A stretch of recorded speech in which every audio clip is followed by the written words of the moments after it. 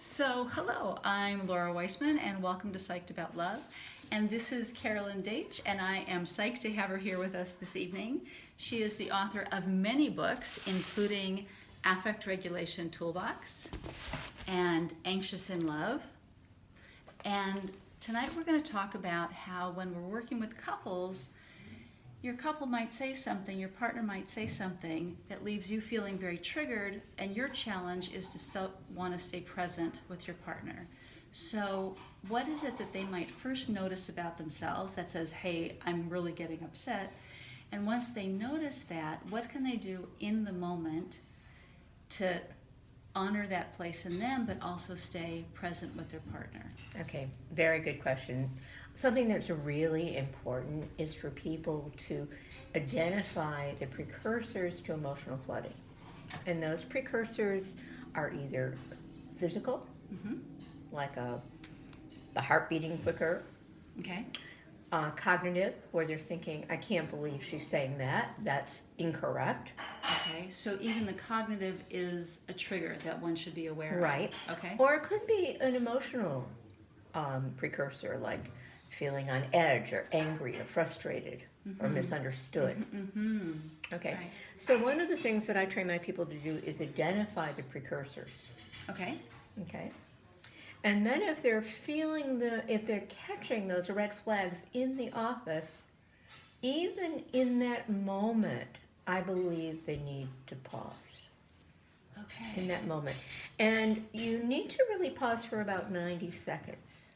What's very interesting is that our emotional triggers and the emotional part of our brain is actually stronger than our rational analytical brain. So we need to cool down. We need to cool down for about 90 seconds. Okay. So when you say stronger, you mean like the impact of that emotional reaction is overriding Exactly. that rational part. Yeah, Okay. and there's actually more neurotransmitters coming from the emotional part of the brain to the neocortex than the other way around. That would make sense. That would make sense. That's why we get so flooded so quickly. Yeah, that's why we get flooded. So in the session would be a perfect opportunity for you to say, okay, are you catching it? What are you noticing in your body? What are you thinking? What are you feeling? So you as the therapist might notice it to begin with before your clients do. Well, you could, or you train them to identify it. And then you say, this is the time to pause. Okay. Because in order to become intentional, we need to pause. So when they're noticing that they're triggered, when they're noticing the triggers of cognitive, these thoughts that they're having, as I can't believe she said that, that's so not true, or the physical symptoms, maybe the palpitations. Right. There was another thing And then the mentioned. emotional reactions. And the emotional Feeling reaction. abandoned or judged or angry. Okay, so then their job is to maybe raise a little pause sign. Yes. And then pause for 90 seconds and then do what? And during the pause, they simply self-regulate with some calming tools. Okay. The easiest one, of course, is breathing.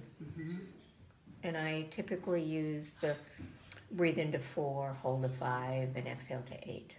Sometimes with the hand on the belly and one hand on the head. Okay, say that again. Breathe into 4. Breathe into 4, hold 5, and exhale to 8. And do that for 90 seconds. Okay. And then you might say to yourself, should I react, and if so, how? Okay. Well, in an Imago session, we kind of know how that we would get back into dialogue and we would continue the connection of communication. These are fabulous techniques, fabulous insights. I can't wait to share them in even more depth with my clients. And thank you so much for being willing to do this at the last minute. A delight for me. Thanks. And thanks for joining. I'll see you tomorrow. Thank you. Bye.